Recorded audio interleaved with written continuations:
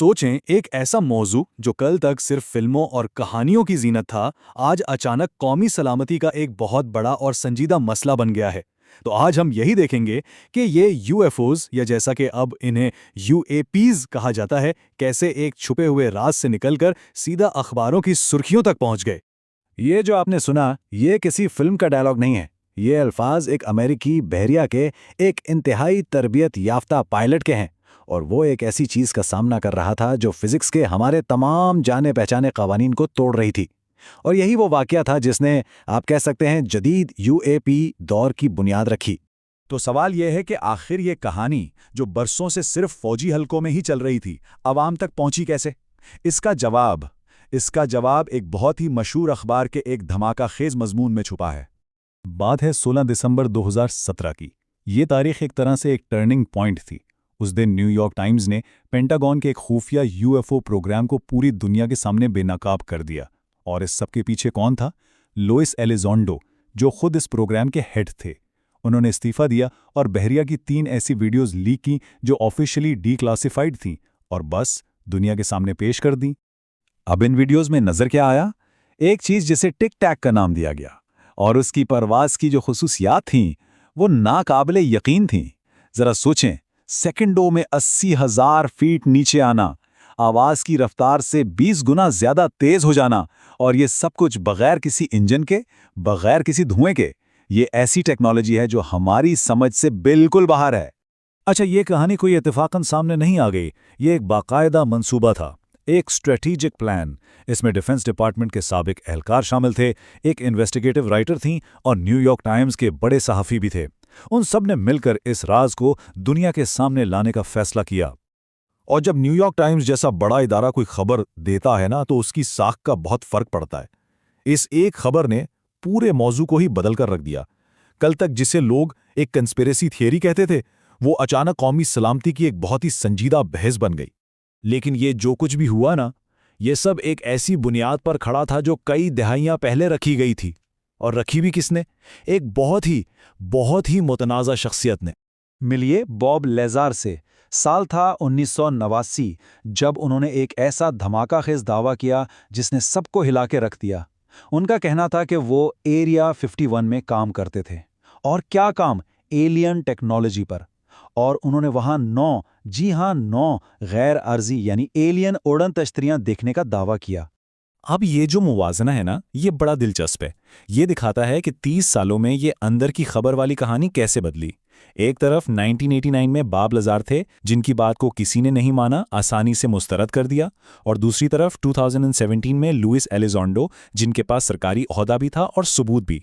इससे अंदाज़ा होता है कि इस मौजू को संजीदगी से लेने में दुनिया को कितना वक्त लगा।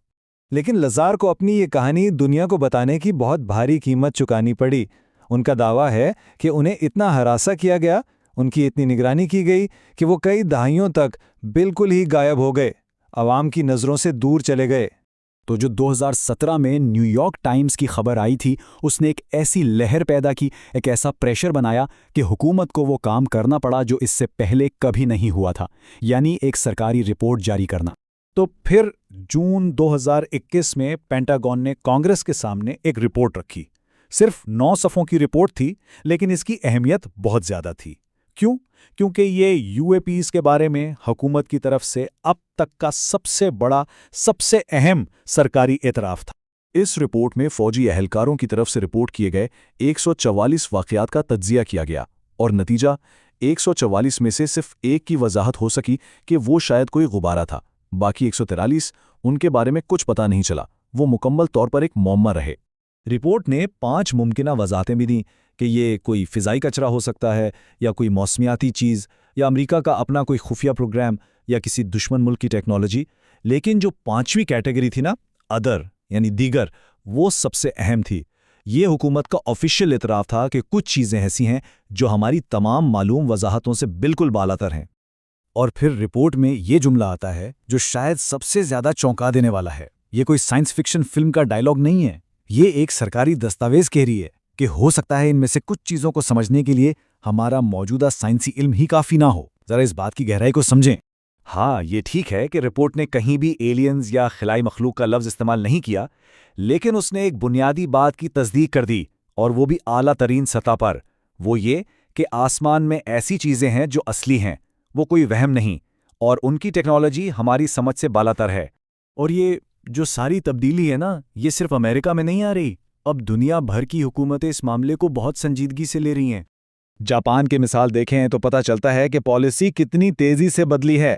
کئی دہائیوں تک جاپان اس موضوع کو بالکل نظر انداز کرتا رہا، پھر اچانک اگست 2020 میں ان کے وزیر دفاع امریکی وزیر دفاع سے ملتے ہیں UAP پر تعاون کے لیے، اور اگلے ہی مہینے سپٹمبر میں جاپان کی فوج کو باقاعدہ حکم دیا جاتا ہے کہ ایسے کسی بھی واقعے کو ریکارڈ اور رپورٹ کیا جائے۔ دہائیوں کا انکار چند ہفتوں میں تحقیقات میں بدل گیا۔